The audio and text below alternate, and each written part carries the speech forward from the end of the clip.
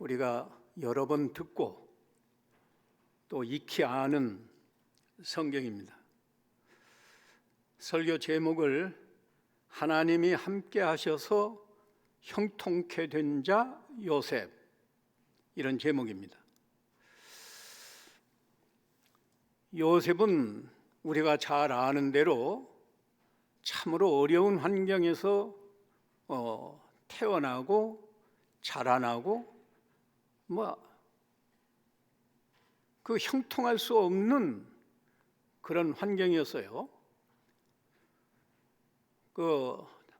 요셉은 외갓집 밧단 아람에서 아버지가 말하자면 종살이 할 때, 외삼촌 집에서 종살이 할 때 태어나서 야곱의 입장에서는 20년 만에 돌아왔지만 야곱이 7년 동안은 그냥 봉사하고 아내를 얻어서 자식을 낳기 시작한 것은 13년 동안인데 20년 만에 돌아오면서 그때 요셉은 11번째 태어났어요.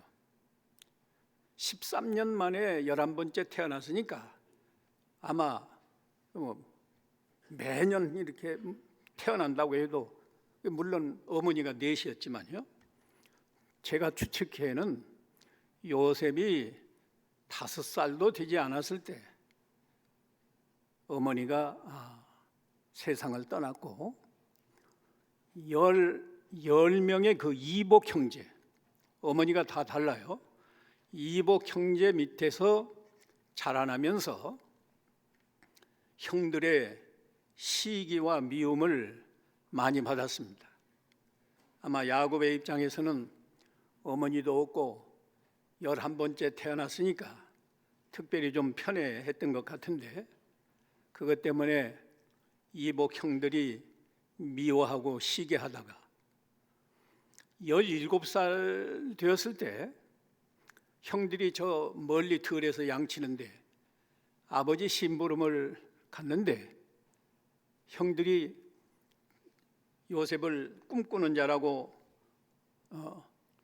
비난하면서 죽이려고 깊은 웅덩이에 빠뜨렸다가 그래도 죽이지는 않고 종으로 팔아서 애굽에 종으로 팔려간 때가 17살 때예요. 이제 평생 애굽에서 종살이해야 할 그런 처지인데 한 28세쯤 되었을 때 그 주인의 아내가 자꾸 동침하자고 요구할 때 이 요셉이 단호하게 거절함으로 그 여자가 자기 남편에게 죄를 뒤집어 씌우고 모함을 해서 감옥에 또 2년이나 갇혀 있었습니다.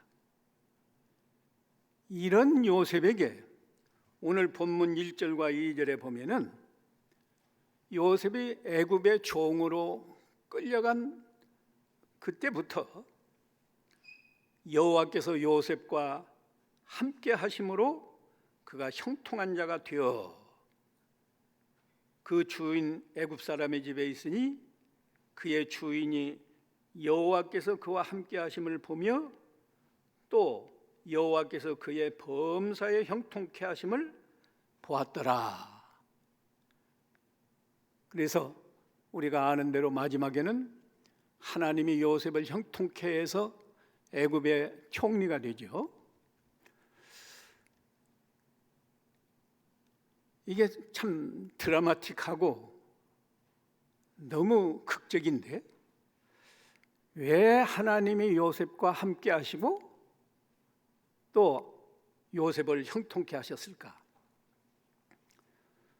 하나님이 형통케만 하면 저와 여러분도 어떤 환경에 있든지 하나님이 형통케 하시는 하나님이신데 왜 하나님이 요셉에게 함께 하셨을까?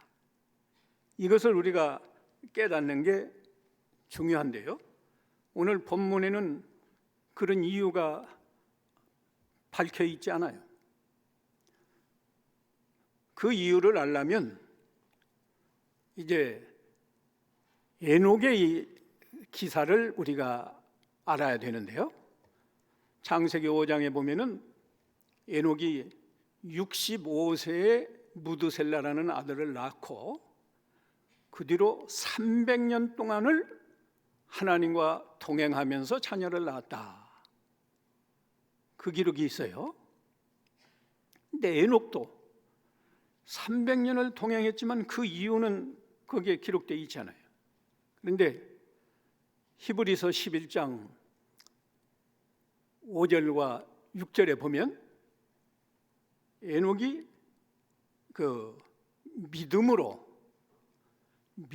죽음을 보지 않았는데, 그리고 하늘로 옮겨졌는데 하나님께서 그를 옮기심으로 다시 보이지 않았다. 에녹이 옮겨지기 전에 그는 하나님을 기쁘시게 하는 자다, 그런 증거를 받았다고 기록되어 있어요. 그리고 히브리서 10장 6절에 보면 믿음이 없이는 하나님을 기쁘시게 하지 못하나니, 이런 말씀이 기록되어 있습니다.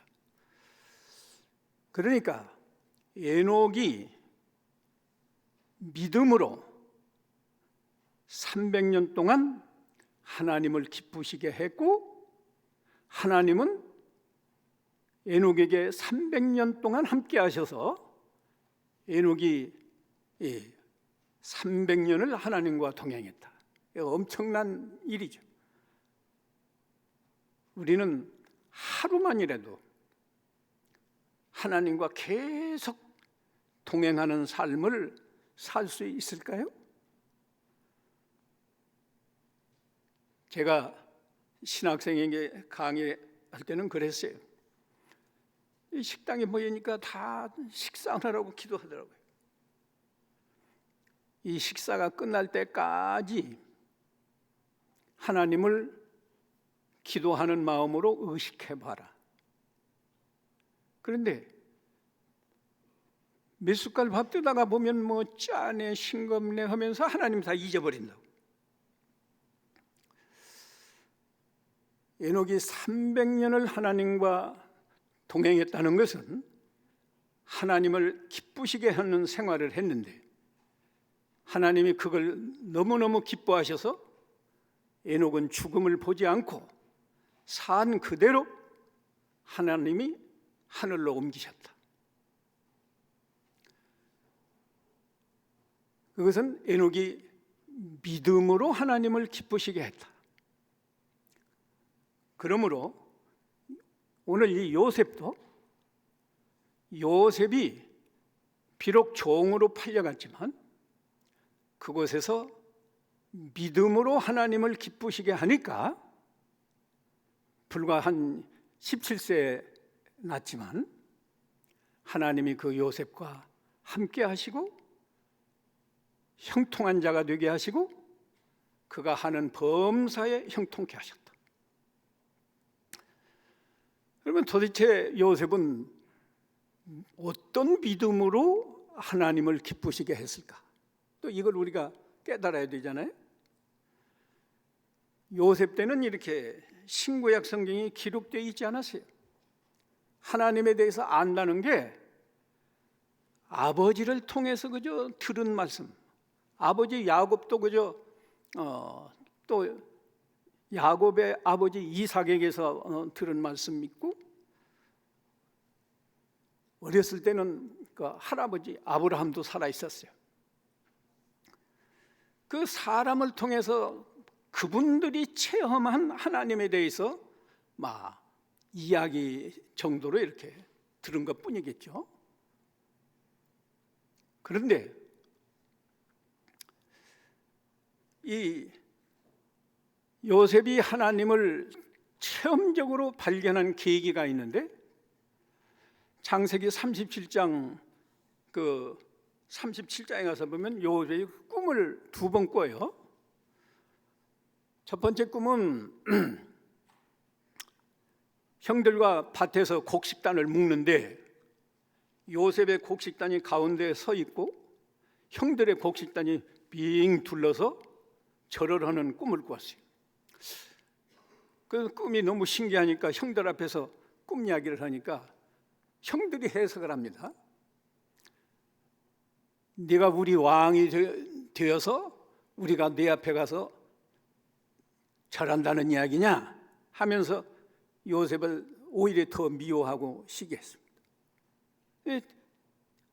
얼마 후에 또 꿈을 꿨는데 이번에는 하늘의 해와 달과 11별이 요셉에게 절을 하는 꿈을 꾸었어요. 그래서 또 그 꿈을 이야기하니까 아버지 야곱이 나와 내 모친과 네 형들이 가서 너한테 엎드려 절한단 말이냐?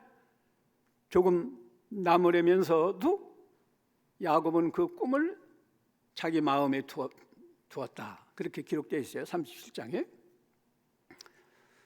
요셉이 이 꿈을 통해서 살아계신 하나님을 발견하고 체험적으로 믿었습니다.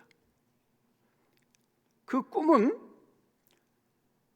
하나님이 주신 꿈이고 자기가 알지 않아요. 이게 우연히 꾼 꿈인지 하나님이 주신 꿈인지 다른 사람은 몰라도 그 체험한 사람은 알아요. 특별히 요셉은 뭐 성경에 기록될 만큼 하나님이 주신 꿈이 확실하니까요. 하나님이 주신 꿈은 그 내용이 너무 단순하잖아요. 요셉이 형들보다 또 부모보다도 존귀한 사람이 되도록 하나님이 약속한 꿈이에요, 말하자면. 그러니까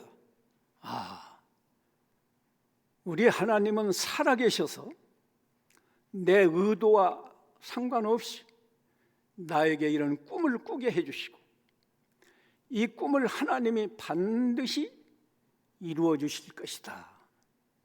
이런 막 감동, 확신을 가졌어요. 그래서 우리 할아버지가 섬기고 우리 아버지가 섬기고 자기도 어려서부터 섬겼는지는 모르겠지만은 분명히 하나님은 살아계신 하나님이시구나 이렇게 믿었습니다. 저와 여러분도 살아계신 하나님을 믿죠? 그러면 우리도 요셉처럼 이제 하나님이 우리와 함께 하셔야 돼요. 살아계신 하나님을 믿으니까 그 믿음에서 또 지혜가 나와가지고 살아계신 하나님은 무엇 하실까? 도대체 어떤 하나님이실까 생각해 보니까 하나님은 우리 사람처럼 생각하시고 말씀하시고 일하시는 하나님이시구나. 그런데 다만 하나님은 선한 생각만 하시고 언제나 선한 말만 하시고 선한 일만 하는 하나님이시다. 이렇게 깨달아진 거예요. 그뿐만 아니라 하나님은 보시고 우리 사람도 살아있는 죽은 사람은 못 보지만 산 사람은 다 보잖아요. 하나님은 천지 만물을 다 보시고 그리고 말을 들으시고 다른 사람들이 하는 말을 다 들으시고 정확하게 아신다. 하나님이니까 하나님은 정확하게 보시고 정확하게 아시고 정확하게 판단하고 심판하시는 하나님이시다. 이렇게 깨달은 거예요. 우리는 꿈을 안 꿨지만 이 정도는 다 우리가 하나님을 믿잖아요. 살아계신 하나님. 이 하나님을 믿을 때 믿음에서는 행위로 행함으로 열매가 맺혔습니다. 요셉에게는 맺혔어요. 행함이 없는 믿음은 죽은 믿음이니까요. 그런데 어떤 믿음이 맺혔나? 살아계신 하나님을 의식하니까 하나님은 너무 두려운 하나님이시다. 하나님은 내 마음까지도 다 보시고 내가 생각하는 것도 다 정확하게 아시고 내가 행한 대로 심판하시는 하나님이시다. 이렇게 깨달았어요. 그렇게 깨달으니까 하나님이 두려워서 죄의 유혹이 있을 때 죄를 단호하게 물리쳤습니다. 그 내용이 오늘 9절에 그 보디발의 아내가 유혹할 때 그 물리쳤잖아요. 우리가 보통 생각하면 종으로 팔려와서 고생하는데 나이가 지금 28세쯤 났어요. 젊은 현기에 보디발의 아내가 유혹 안 해도 욕심을 품을 수도 있는 상황인데 보디발의 아내가 적극적으로 유혹하는데 옷을 벗어버리고 달아날 만큼 그런 용기가 어디서 나왔나? 하나님은 살아계신 하나님이야. 하나님이 지금 나를 보고 계셔. 내가 여기서 죄를 범하면 하나님이 반드시 나에게 벌을 내리시고 하나님이 약속한 꿈이 안 이루어질지도 몰라. 이런 생각을 하니까 항상 하나님을 두려워하면서 죄를 물리쳤어요. 저와 여러분이 살아계신 하나님을 믿는데 죄의 유혹이 올 때 요셉처럼 이렇게 단호하게 물리칠 수 있는가? 물리칠 수 있어야 살아계신 하나님을 믿는 성도라고 말할 수밖에 없어요. 그 다음에 살아계신 하나님을 믿으니까 내가 하나님을 두려워하면서 죄를 버리지만 적극적으로는 하나님이 기뻐하시도록 선한 일을 해야 되겠구나. 자연히 이런 생각. 아까 하나님은 살아계셔서 그 선한 생각을 하시고 선한 말을 하시고 선한 행동을 한다고 그랬죠. 제가 지금 시간이 짧아서 성경을 찾아보지 않았는데요, 여러분이 집에 가셔서 시편 139편 1절로 4절에 보면은 시편 기자가 그렇게 말해요. 하나님이 나를 다 살펴보시고 나를 아시나이다.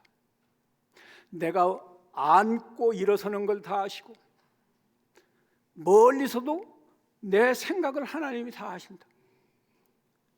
또 내가 가는 길, 내가 눕는 곳,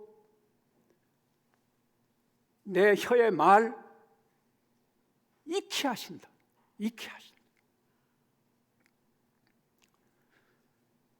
이런 내용이 시편 139편 1절로 4절에 있습니다.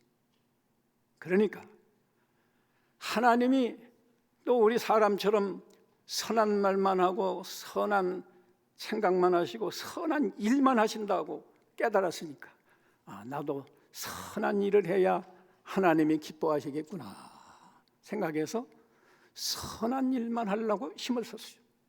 선한 일이 뭐예요? 어떤 게 선한 일이에요? 하나님이 기뻐하시는 일이 선한 일이에요. 그렇죠? 그거 상식적으로 다 할 수 있는 거예요.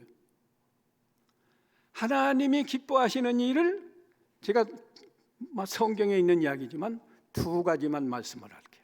여러분 잘 기억하시고 우리가 다 하나님을 기쁘시게 하는 일에 힘쓰면 여러분이 다 복을 받습니다. 하나님이 제일 기뻐하시는 일이 뭘까요? 하나님 말씀 순종하는 거예요. 그것은 사무엘상 15장 22절에 기록되어 있어요.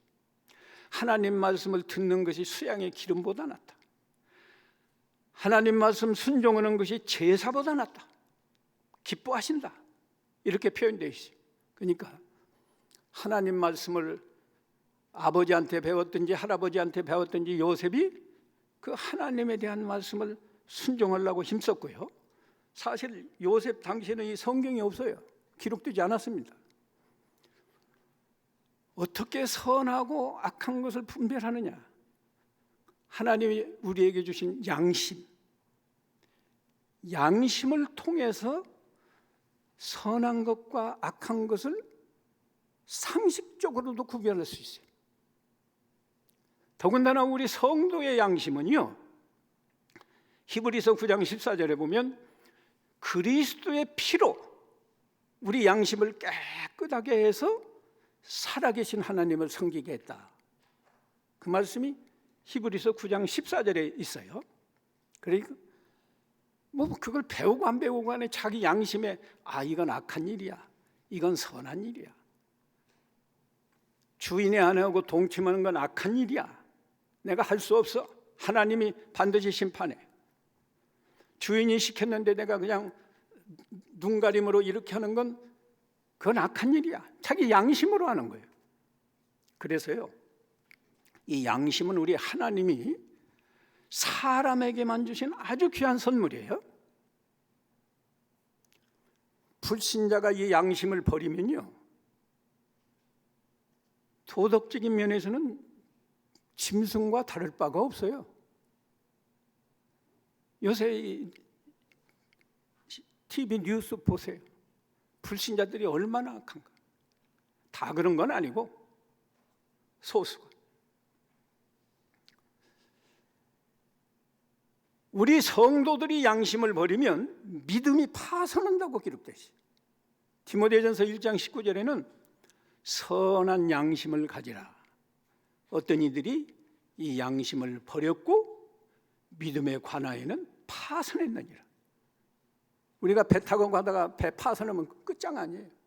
우리가 아무리 예수님을 믿고 신앙생활을 몇십 년을 했어도 자기 양심을 속이면서, 양심의 가책을 받아도 그냥 속이면서 나간다고 하면 우리 신앙은 그냥 파산하고 마는 거예요. 그래서 하나님을 기쁘시게 하는 일 두 가지: 하나님 말씀 순종하는 거, 자기 양심 순종하는 거. 하나님이 우리에게 양심 주신 것은 그 양심을 쓰라는 거예요. 사용하라 그 말이죠. 양심의 가책이 되는 건 절대로 하지 않는다. 이거 좀 힘들고 어려워도 양심에 이게 옳은 일이야, 하나님이 기뻐하시는 일이야 하면은 모든 희생을 감수하고 그 일을 해야 된다. 그 다음에 요셉이 살아계신 그 하나님이 구체적으로 어떤 일을 하는가, 그건 날마다 며칠을 해도 다 설명돼. 이 성경 전체가 하나님이 하시는 일이니까요. 근데 요셉 당시는 성경에 기록되지 않았다고 그랬죠. 요셉이 자기와 관련된 하나님의 일을 생각한 거예요. 하나님이 요셉에게 대해서는 일생을 하나님이 주관하신다고 그랬죠. 꿈을 꾸게 하셨고, 언젠가는 형들보다 존경받는 사람, 아버지보다도 더 존귀한 사람으로 하나님이 약속했거든요. 그러니까 하나님이 나를 주관하시고 내 일생을 하나님이 주장하신다, 이렇게 믿었어요. 그렇게 믿다 보니까 거기서 어떤 열매가 나오는가 하면 환경을 탓하지 않아요. 종살이를 하든 쉽게 말하면 양을 치든 어디 가서 심부름을 가든 환경이 좋든 나쁘든 환경을 탓하지 않는다. 그 말은 어려운 환경이라고 낙심하거나 걱정하거나 불평하지 않는다고요. 왜? 나의 일생을 주관하신 분은 하나님이시지, 환경이 나를 하는 건 아니다. 안 믿는 사람은 환경 탓을 많이 하는데 하나님을 믿는 사람은 환경 탓하면 안 돼요. 우리 일생을 하나님이 주관하시지 뭐 환경 때문인가요? 그 다음에 어떤 경우에도 사람을 미워하거나 원망하지 않아요. 미워하고 원망하려면 보디발의 아내부터 원망할 수 있잖아요. 자기가 동침하자고 해놓고는 그걸 거부했는데 반대로 모함해서 지금 감옥에 갔다. 또 형들 원망할 수 있어요. 형들이 종으로 팔았으니까. 그러나 하나님이 주관하시는 내 일생이 형들에 의해서 좌우되지 않고 주인의 아내의 어떤 여자에 의해서 좌우되지 않는다. 내 일생은 하나님이 주관하신다. 그러니까 뭐 형이나 주인의 아내를 미워하거나 원망하거나 하지 않아요.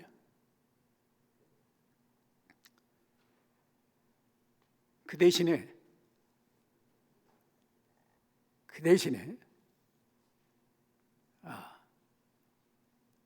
내가 하나님의 사람답게 거룩한 사람이 되겠구나. 다시 말하면 하나님을 진정으로 사랑하고 사람을 진정으로 사랑하는 그런 사람이 되려고 힘을 썼어요. 왜냐하면 어려운 환경에서 하나님을 기쁘시게 하려니까 아무래도 힘들잖아요. 좋은 환경에서 주일 지키는 거야 문제가 없는데 직장에서 가령 주일날 출근해라. 그래 안 하면 뭐 어디 벌어준다. 그러면 사람이 믿음 지키기가 어렵잖아요. 마찬가지예요. 요셉도. 그러니까 그 어려운 환경에서 하나님을 섬기기가 힘드니까 어려운 환경에서도 하나님을 잘 섬기려면 하나님을 사랑하는 마음이 속에서 막 불같이 일어나야 아예 목숨을 걸고 믿음을 지킬 수 있단 말이에요. 그러니까 하나님을 사랑하는 거룩한 사람. 또 사람이 안 미워하는 게 정상이지만 원체 미운 짓을 하니까 볼 때 미운 생각이 또 좀 쏙 올라오잖아요. 그러니까 내가 이렇게 부족한 사람이구나. 내가 거룩한 사람으로 변화되어서 원수도 사랑하는 사람이 되겠다. 그렇게 힘쓴 거예요. 아주 단순하잖아요. 요셉의 믿음은 하나님을 기쁘시게 하는 믿음은 그저 살아계신 하나님을 믿는다. 살아계신 하나님이 내 일생을 주관하신다. 그거 두 가지예요. 거기서 나온 믿음의 열매는 네 가지지만 그렇게 믿으니까 하나님이 요셉을 기뻐하시고 사랑하셔서 함께 하신 거예요. 하나님이 함께 하시니까 만사형통이라고 아까 찬송도 하지 않았어요? 형통한 거예요. 뭐 어떻게 형통했나? 세 가지만 시간이 갔으니까 간단히 설명할게요. 첫째, 주인에게 인정을 받았어요. 오늘 3절에 보면 그 주인이 여호와께서 그와 함께 하심을 보며 여호와께서 그의 범사에 형통케 하심을 보았더라. 이렇게 말하죠. 그 주인 보디발은 안 믿는 사람이에요. 하나님 모르는 사람이에요. 그런데도 요셉에게 하나님이 함께 하시는 것을 보고 알았어요. 요셉이 뭐 말해준 게 아니고 보고 알았고 하나님이 요셉의 하는 일마다 형통케 하시는 것도 보고 알았어요. 저와 여러분도 전도를 가장 효과적으로 하는 법은 내가 안 믿는 사람에게 하나님을 보여주는 거예요.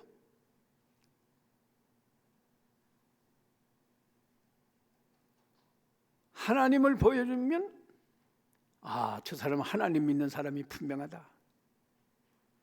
또 하나님이 함께 하셔서 보여줄 정도면 내가 하는 일을 하나님이 다 형통케 하세요. 그러니까 저분을 성서교회 나가시는 집사님인데 또는 권사님인데 저분은 하나님이 함께 하시는 분이야. 저분이 하는 일은 다 잘 돼. 그러면 그 사람은 전도 그냥 되는 거예요. 말 안 해도 나도 성서교회에 따라가야겠다. 그렇게 되는 겁니다. 두 번째, 시간이 좀 갔는데 미안합니다. 하나님이 어떻게 형통케 했는가 하면 하나님이 함께 하시는 것이 요셉의 얼굴에 나타나요. 그러니까 누가 봐도 그 얼굴이 아름다운 거예요. 아름다워요. 그리고 하나님이 함께 하시니까 요셉이 하는 일이 다 형통했죠. 그래서 보디발이 주인이 말이에요. 그 종인데 내가 우리 가정 모든 일 다 맡아 네가 책임해 하고 총무로 삼아줬어요. 보디발의 아내는 요셉을 보니까 자기 남편보다도 더 잘생긴 거예요. 그게 무슨 외모가 잘생긴 게 아니라 신앙의 아름다움이 얼굴에 나타나서 총이지만 이렇게 보면 사람이 너무 온유하고 겸손하고 진실하고 큰 얼굴이 나타나는 거예요. 그러니까 그만 자꾸 동침하자고 졸라대기까지 한 건데 정말로 하나님이 우리와 함께 하시고 우리도 요셉처럼 죄를 미워 멀리 떠나고 하나님이 기뻐하시는 일을 하려고 하나님 말씀을 잘 순종하고 양심을 써서 양심을 잘 순종해서 믿음으로 살면 그것이 얼굴에 나타나서 저분은 참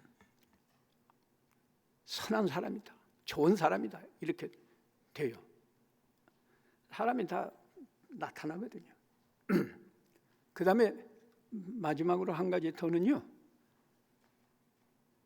총리가 됐잖아요. 하나님이 총리가 되게 하신 거예요. 여러분이 다 내용 알지만 꿈을 해석하는 지혜를 하나님이 주셔서 바로왕의 꿈을 해석함으로 하루아침에 총리가 되시죠. 요셉이 무슨 대학교를 나왔습니까? 초등학교도 안 나왔어요. 그 당시 그런 교육제도가 있지도 않았고 또 귀족 출신인가요? 아니요. 양치는 애굽 사람의 입장에서 볼 때는 그 양치는 사람 천하게 여기는데 양치는 집에 11번째 아들로 태어나서 지금 종으로 팔려온 거예요. 그런데 형통하게 하셔서 총리가 되었다. 얼마나 형통한 복을 받았습니까? 그래서 시간이 갔으니까요, 저와 여러분이 성경을 그냥 듣고 배우기만 하지 말고 우리도 요셉처럼 믿음으로 하나님을 기쁘시게 해서 요셉이 형통한 것처럼 우리가 형통한 사람으로 살고 우리 자녀들에게 이 믿음을 보여줘서 자녀들 학원에만 보내지 말고 하나님을 바로 믿는 자녀로 믿음을 길러준다고 하면 걱정할 거 없어요. 자녀들이 다 믿음 잘 지키면 하나님이 자녀들에게 함께 하셔서 우리 자녀들이 형통한 사람에게도 인정을 받는 이런 자녀로 우리가 양육할 수 있습니다. 기도합시다. 사랑하시는